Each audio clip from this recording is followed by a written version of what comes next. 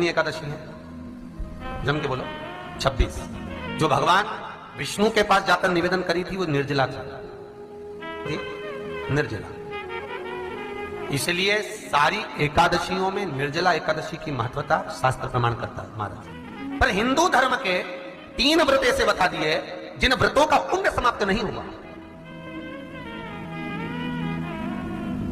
हिंदू धर्म के 3 व्रत ऐसे हो गए जिनका पुण्य समाप्त नहीं हुआ महाराज। क्यों? जिनका पुण्य प्रबलता में बढ़ता गया। पहले नंबर पर एकादशी, दूसरे नंबर पर प्रदोष और तीसरे नंबर पर शिवरात्रि। एकादशी आकर खड़ी। अब निर्जला के दिन शिव महापुराण की कथा कहती है, स्कंद पुराण कहती है कि आप वर्ष भर की एकादशी का क्रम भले ना करें, पर निर्जला एकादशी के दिन जो तुलसी हम ठाकुर जी को समर्पित करते हैं, वो तुलसी, ध्यान देना, वो तुलसी अगर मान लो आपके पास में रखी है, निर्जला एकादशी के दिन भगवान ठाकुर जी को, शालिग्राम जी को, लड्डू गोपाल जी को आपके घर में, आपके मंदिर में जो आपने भगवान को तुलसी समर्पित करी है, वो तुलसी मान लो तुम्हारे पास रखी है, और कोई व्यक्ति को बहुत बहुत ज्यादा कष्ट है शरीर में, बहुत कष्ट है, थोड़ी सी वो तुलसी चढ़ी हुई ठाकुर के चरणारविंद की, आप उस जीव को दो तो सही, आधा घंटा इंतजार करो, स्वास्थ्य में अंतर आना प्रारंभ हो जाता है उस निर्जला का। क्योंकि निर्जला ऐसी एकादशी है जिसने जगत में जाकर, देवताओं के पास जाकर निवेदन करा है जगत कल्याण के। जितनी भी माताएं एकादशी का व्रत करती, बहुत ध्यान से सुनना आज की कथा को, शायद जिंदगी में मिली ना मिली, पर यह कथा का रिश्ता तो बहुत ध्यान से सुनना। स्कंद पुराण यहां तक कहती है कि इस कथा के चरित्र को जो श्रवण कर लेता है उसको 26 एकादशी करना भी नहीं पड़ती। इस एकादशी की केवल ये कथा सुनकर ही वो तर जाता है। बहुत ध्यान से सुनना इसको, कथा को। एकादशी के दिन जब आप जल शंकर को चढ़ाने तो रोज ही जाते हैं। जब एकादशी का दिन रहे और शंकर जी के मंदिर में आप जल समर्पित करें तो 3 बार मुख से स्वधा स्वधा स्वधा या स्वधा स्तोत्र का पाठ, जिसमें 12 श्लोक, 2-4 हैं, पैसा तो आ रहा है पर घर में टिक नहीं रहा, डॉक्टर में, पुलिस में, एक्सीडेंट आदि में, कहीं गलत जगह पर, व्यसन में अगर पैसा जा रहा है, जुए में, मांसाहार, मदिरा पान, या कहीं आया पैसा आने में कमी नहीं, आ रहा है पर टिक नहीं रहा, रुक नहीं रहा। कोई मांगने आ गया, दे दिया, फिर वहां से अपने पास नहीं आ रहा, अपन कह रहे हैं भैया हमारा पैसा लौटा दो, नहीं आ रहा। तो महाराज शिव महापुराण की कथा कहती है एकादशी के दिन गंगा के जल में मात्र 7 बेलपत्री डालकर, जो नंदीश्वर भगवान अर्थात जो शंकर जी के शिवलिंग के सामने नंदी होता है, उस नंदी के चरण पर गंगा का जल चढ़ाकर बेलपत्री शिव पर समर्पित कर देता है, उसके घर में रुपया रुकना चालू हो जाता है, फिर वो गलत जगह पर नहीं जाता, गलत स्थान पर वो धन जाएगा ही नहीं। तूने समझा, मांग तुझे क्या चाहिए। एकादशी ने भगवान विष्णु से कहा, नाथ प्रभु वर दे दो, मृत्यु लोक में जो मनुष्य मेरा व्रत करेगा, चाहे जलचर, थलचर, वायुचर या सांसारिक मनुष्य मेरा अगर एकादशी का व्रत करेगा, प्रभु उसके यहां धन धान्य वैभव सुख संपदा बढ़ेगी और उस जीवात्मा को नरक नहीं भोगना पड़ेगा, सीधे वैकुंठ का उसको वास मिलेगा। जब जीव आत्मा को लेकर चला जाएगा, यम के दूत जब बंदी बनाकर ले जा रहे होंगे उस जीवात्मा को, जिसके प्राण छूटे होंगे, यम के दूत जब बंदी बनाकर ले जा रहे होंगे, तब मुझे वर दो कि मैं इसका हाथ पकड़कर बेतन्नी से पार उतारकर सारे नरकों से निकालती हुई आपके धाम में लेकर आऊं। भगवान ने वर दे दिया, तथास्तु। हे एकादशी सुनो, मृत्यु लोक का मनुष्य अन्न का त्याग कर कर, क्योंकि अन्न में एकादशी के दिन पाप पुरुष रहता है, अन्न का त्याग कर कर एकादशी के दिन जो मनुष्य तुम्हारा व्रत धारण करेगा, उस व्रत को करेगा और उस व्रत को धारण करेगा, उसकी मनोकामना पूर्ण होकर वो मेरे ही धाम को जाएगा। ये तो हुआ एकादशी के जन्म की कथा। एकादशी के दिन गंगा के जल में मात्र 7 बेलपत्री डालकर, जो नंदीश्वर भगवान अर्थात जो शंकर जी के शिवलिंग के सामने नंदी होता है, उस नंदी के चरण पर गंगा का जल चढ़ाकर बेलपत्र शिव पर समर्पित कर देता है, उसके घर में रुपया रुकना चालू हो जाता है, फिर वो गलत जगह पर नहीं जाता, गलत स्थान पर वो धन जाएगा ही नहीं। बेटा अगर व्यसन में पड़ा हुआ है, मदिरा पान में पड़ा हुआ है, मांसाहार में, जुए आदि में जा रहा है, तुम्हें लग रहा है कि मेरा बेटा गलत मार्ग पर जा रहा है, ये मित्र दोस्ती गलत हो रही है, वो सही जगह पर आ जाए, करना एकादशी। कई लोग इसको धन के लिए भी करते हैं, संपदा के लिए। संपदा के लिए अर्थात जिसका व्यापार नहीं चलता, जिसके घर में पैसा नहीं आता, या नौकरी नहीं लग रही, या सर्विस नहीं लग रही, आप अप्लाई कर रहे हो, जगह जगह जाकर इंटरव्यू भी दे रहे हो और पैसा नहीं आता, तो उसके लिए भी प्रयास किया जाता है। पर उसके लिए यहाँ पर जो धन के लिए करते हैं, उसके लिए विष्णुपदी के लिए करते हैं। मतलब जैसे गंगा के जल में तुलसी के 11 पत्ते डाले जाते हैं, और उसको किसी भी नारायण के मंदिर में राम कृष्ण शिव शंकर नहीं, राम कृष्ण भगवान विष्णु दत्त आदि जितने नारायण के मंदिर हैं, उस मंदिर में किसी भी पात्र में, एक छोटे से पात्र में उसको भरकर रखी जाते हैं महाराज। उससे भी जॉब, सर्विस, नौकरी में सफलता प्राप्त हो जाती है। परंतु वो भी एकादशी को ही होता है। कुछ देर तक पात्र को रखा जाता है, फिर वही पात्र का जल किसी भी वृक्ष के नीचे डाल दिया जाता है, उससे भी नौकरी के लिए फायदा मिलता है। गंगा का जल कोई साधारण नहीं।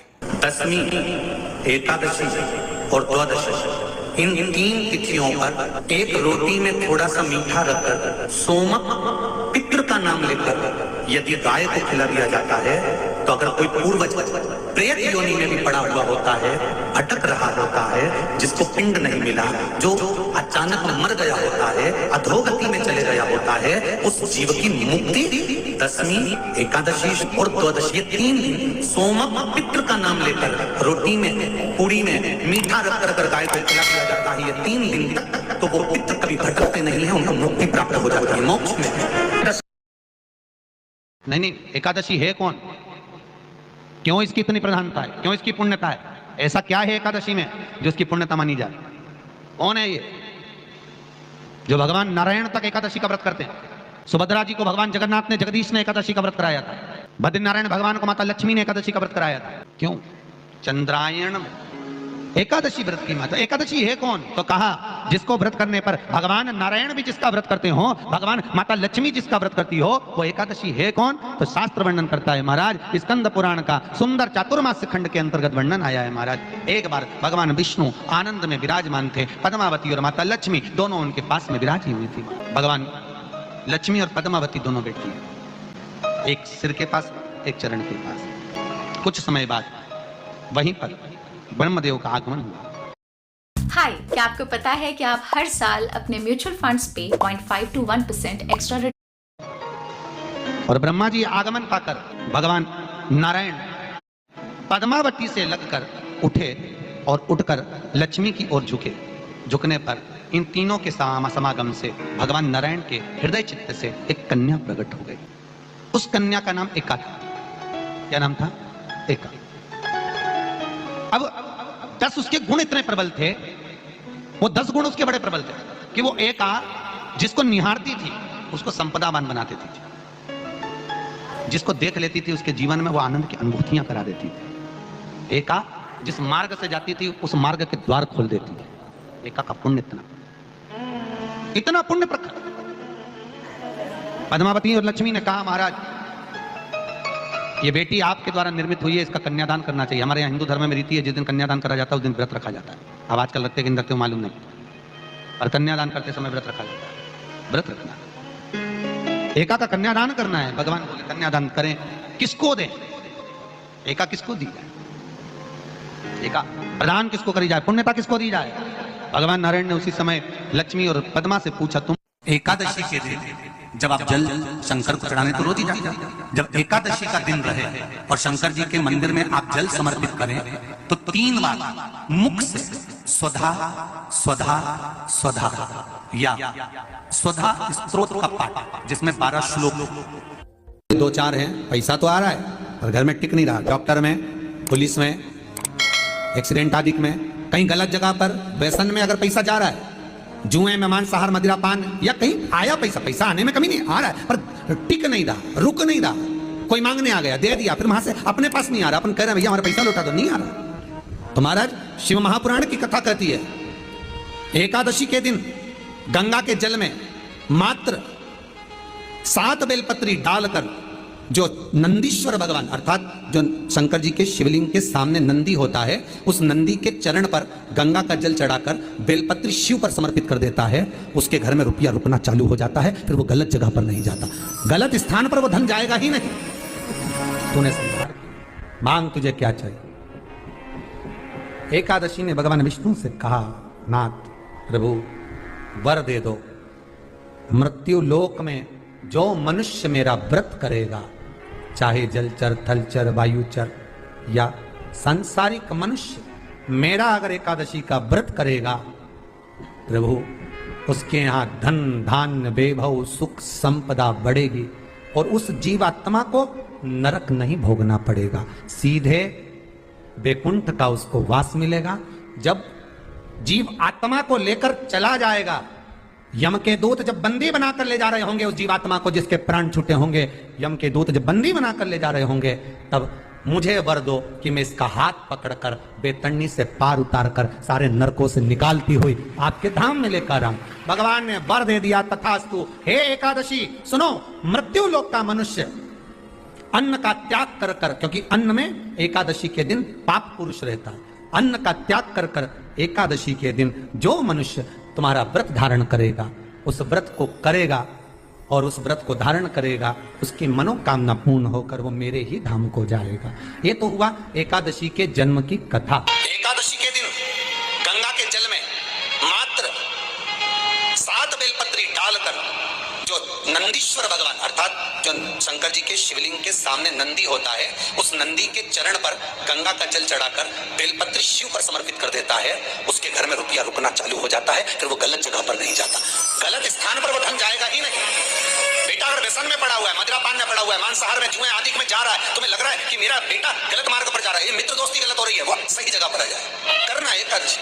कई लोग इसको धन के लिए भी करते हैं, संपदा के लिए। संपदा के लिए अर्थात जिसका व्यापार नहीं चलता, जिसके घर में पैसा नहीं आता, या नौकरी नहीं लग रही, या सर्विस नहीं लग रही, आप अप्लाई कर रहे हो, जगह जगह जाकर इंटरव्यू भी दे रहे हो और पैसा नहीं आता, तो उसके लिए भी प्रयास किया जाता है। पर उसके लिए यहाँ पर जो धन के लिए करते हैं, उसके लिए विष्णुपदी के लिए करते हैं। मतलब जैसे गंगा के जल में तुलसी के 11 पत्ते डाले जाते हैं और उसको किसी भी नारायण के मंदिर में राम कृष्ण शिव शंकर नहीं, राम कृष्ण भगवान विष्णु दत्त आदि जितने नारायण के मंदिर हैं, उस मंदिर में किसी भी पात्र में, एक छोटे से पात्र में उसको भरकर रखी जाते हैं महाराज। उससे भी जॉब सर्विस नौकरी में सफलता प्राप्त हो जाती है। परंतु वो भी एकादशी को ही होता है। कुछ देर तक पात्र को रखा जाता है, फिर वही पात्र का जल किसी भी वृक्ष के नीचे डाल दिया जाता है, उससे भी नौकरी के लिए फायदा मिलता है। गंगा का जल कोई साधारण नहीं।